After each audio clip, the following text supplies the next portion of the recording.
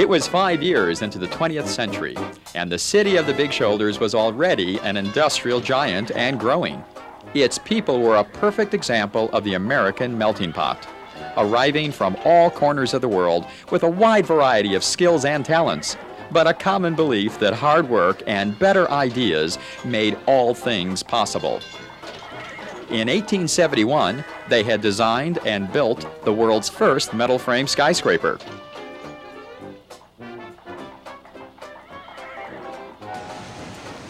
In 1900, innovative engineers actually reversed the flow of the Chicago River, while its factories, steel mills, and businesses of every description shipped their products around the globe. Against this bustling backdrop in 1905, Chicagoan Paul Harris had an idea that business and professional people could join together in fellowship and service to the community. What he didn't know was how quickly his idea, Rotary, would take root and spread throughout the world.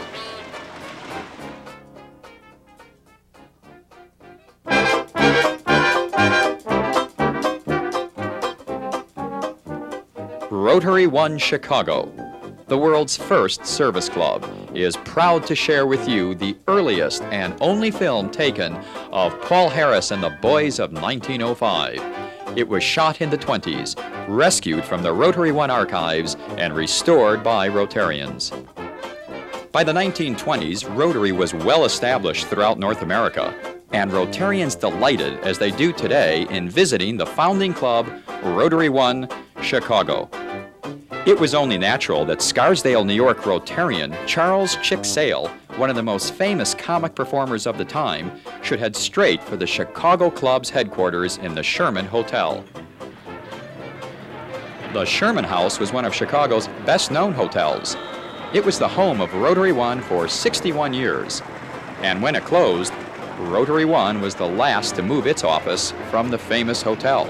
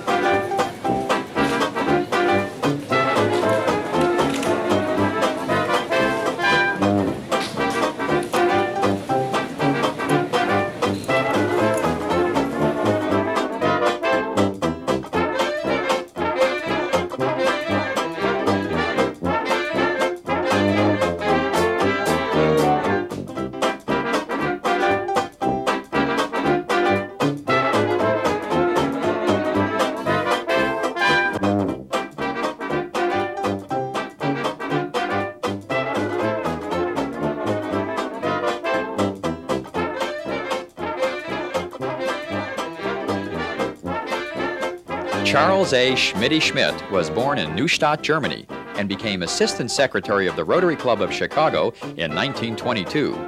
Schmidt served for the next 44 years, becoming a member in 1927 and Secretary in 1947, a post he held until his retirement in 1966.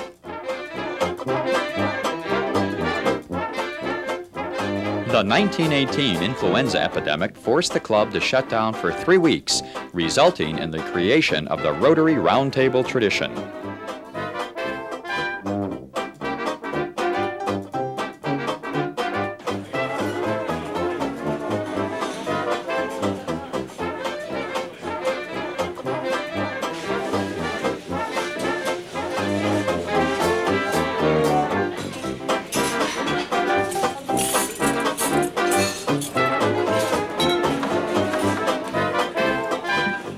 Past President Herb Angster was also the first district governor.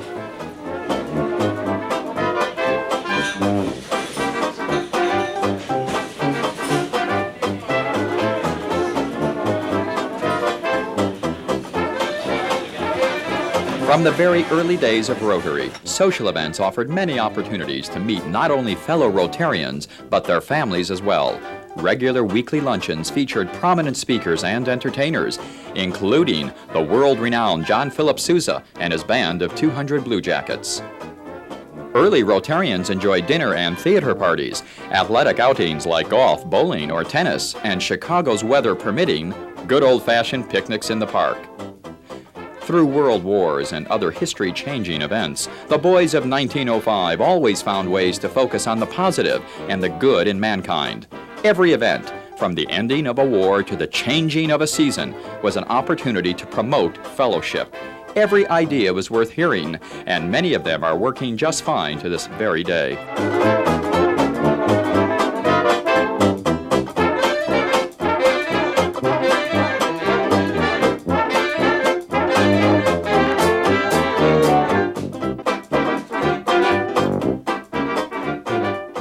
Sam Gorsline was sales manager for American Can Company.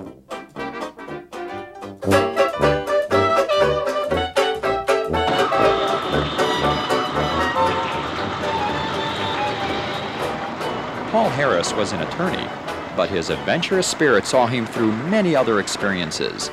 After graduating from the University of Iowa Law School, he traveled for 5 years, working as a reporter, cowboy, teacher, orange picker, hay baler, marble salesman, actor, and worker on a cattle boat. In 1896, he began to practice law in Chicago, and 9 years later started Rotary.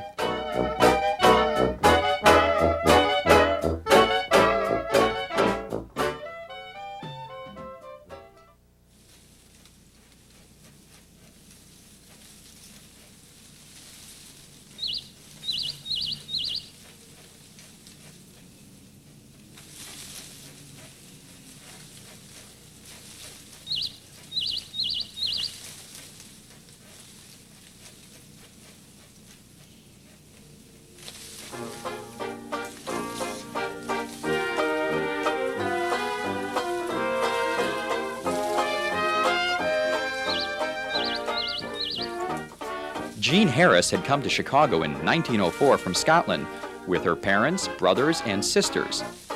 She and Paul met one Saturday afternoon while hiking and were married 3 months later. Paul and Jean Harris were justly proud of their home in the Beverly Hills district on Chicago's South Side. Their home on a wooded hill was christened Cumley Bank, after the name of the street where she was raised in Edinburgh.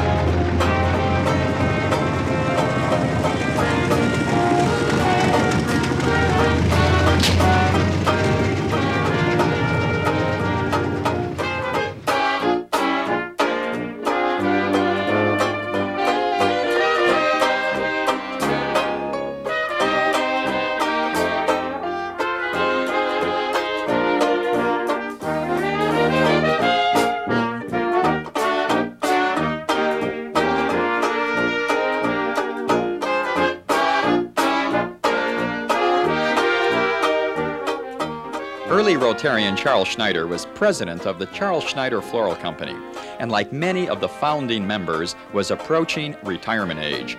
But the boys of 1905 were confident in the foundation they had established and ready to entrust the future of Rotary to the next generation. Rotarian Al White, a man with a wonderful sense of humor, never faltered, even after suffering the effects of a serious stroke. The pioneers of Rotary thought of themselves as ordinary men with an extraordinary spirit, infectious enthusiasm, and a duty to help those less fortunate than themselves.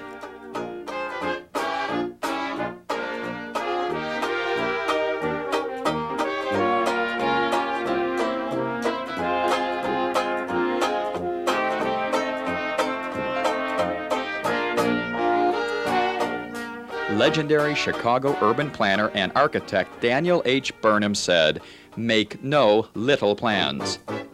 For founder Paul Harris, the concept of Rotary always extended as far as the ability of Rotarians to reach out to others.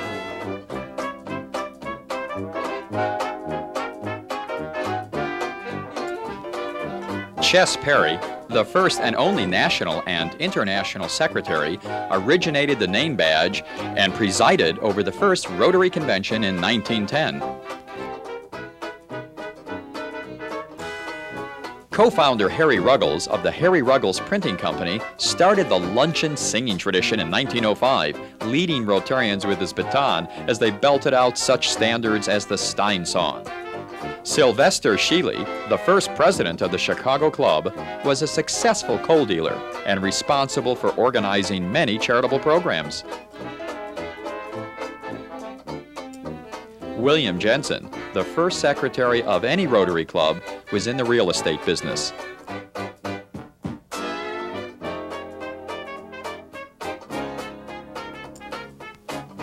Rufus Chapin, nicknamed Roughhouse because he was such a gentle, agreeable soul, was secretary of the Union Trust Company and treasurer of Rotary International for 25 years. Another past president, Charles Newton, was the originator of the Rotary luncheon idea.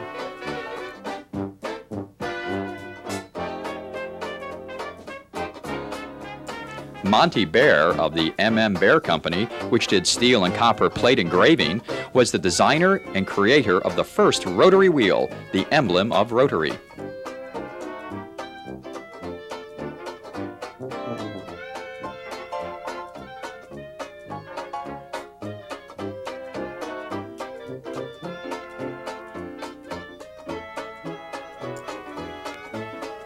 Al White was president of A.L. White Manufacturing Company, makers of cut glass and folding organs, and was the club's second president. Will Neff, a State Street dentist, was secretary of the Chicago Club for many years.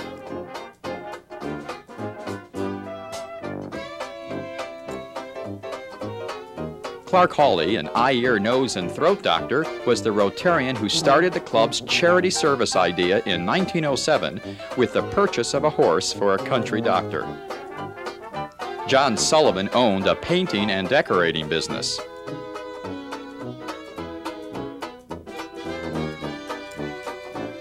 Barney Arnson was a mortician, but his nickname Cupid showed that he was better known for his matchmaking abilities.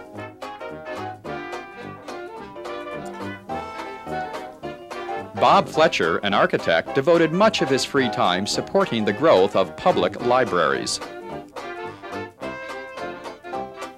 Harry Crofts was president of Illinois Paper Box Company and a past president who, due to his travels, attended many meetings in California. Nicknamed the Boy Orator, Charlie Schneider always voiced his opinion when club issues arose. He was president of Schneider Floral Company and the unofficial recorder of the club. Affable Fred Tweed built his glass sign business from 2 employees to over 700 and was instrumental in founding the New York Club. Max Goldenberg, president of the Goldenberg Furniture Company, built and donated the President's Chair, now on display in the Rotary One Club's offices.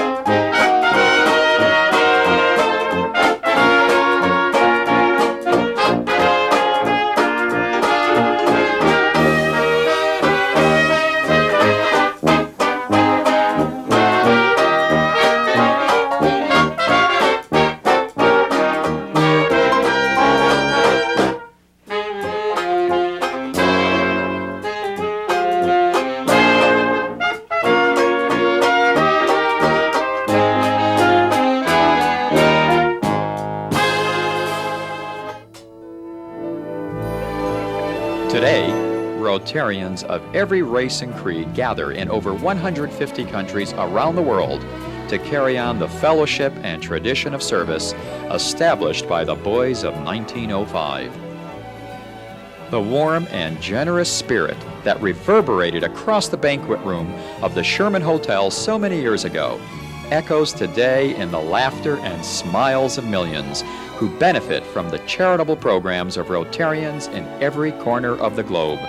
Rotary One Chicago, Paul Harris's founding club, remains today a vibrant example of the ideals established by the boys of 1905.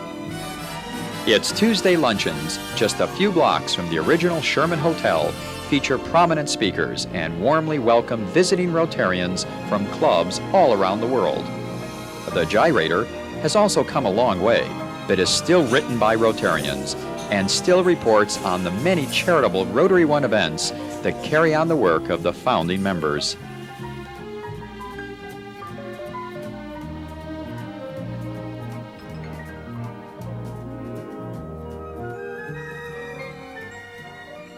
And it all started in 1905 with the simple idea that people with vision could work together and make a difference in the world.